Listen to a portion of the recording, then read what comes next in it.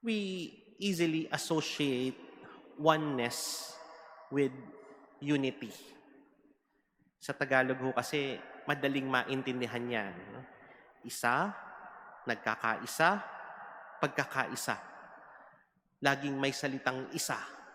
That's why we easily describe unity with oneness. We say that we are one, then we can also say we are united. Or we can say we are united if we are one in mind, one heart, one in motivation, one in desire, and so forth. That's why a team would always be reminded of their goal so that all their actions will be united in achieving that goal. May mga team building para makita yung direksyon ng isang team, makita kung ano yung ninanais ng isang kupunan. If they have that one goal in mind, they will be setting their action plan in pursuing that goal.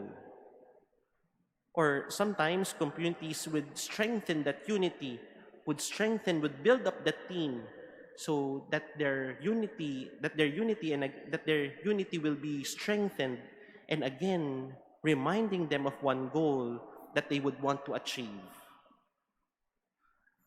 In our gospel, we hear the prayer of Jesus that all may be one as the Father is in Jesus and Jesus is in the Father. It does not only describe the oneness of the Father and the Son, but also the desire of Jesus for his disciples. But the oneness of Jesus and the Father is not just being of one heart and one mind. It is not just having the same goal. When people say to us, I am with you in spirit, I am one with you in spirit, it is also another way of saying, I cannot make it. Hindi ako makakapunta. I will just be one with you in spirit. And that is another kind of oneness that Jesus is praying for his disciples. When Jesus says that he and the Father is one, he is also saying that he is the concrete presence of the Father. And when he prays that his disciples will also be one in him, it is also a prayer that his disciples will now be his concrete presence in the world. As the Father, as Jesus is the concrete presence of the Father in the world, now it is the turn of the disciples to be the concrete presence of Jesus in the world. Oneness would not just mean unity. Oneness would also mean presence. Sa panahon ho natin ngayon, yung physical presence can now be substituted with cyber presence.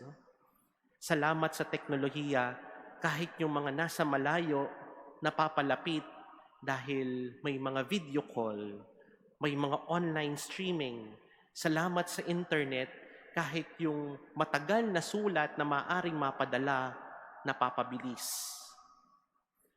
But in our Christian life, physical presence can never be substituted by any cyber presence. Because Jesus did not leave us any cyber presence, but his real presence in the Eucharist. Hindi natin pwedeng sabihin na natanggap pa rin natin ang Eucharistia kahit nakikita lang natin ito sa monitor, kahit nakikita lang natin ito sa TV. Kaya nga, patuloy ang paanyaya pa rin sa atin na habang lumuluwang, habang gumagaan ng sitwasyon ng pandemya, ay inaanyayahan tayong bumalik sa pisikal na presensya ng Eucharistia. Because real presence, the real presence of Jesus, the real presence of the Eucharist can never be substituted by any cyber presence.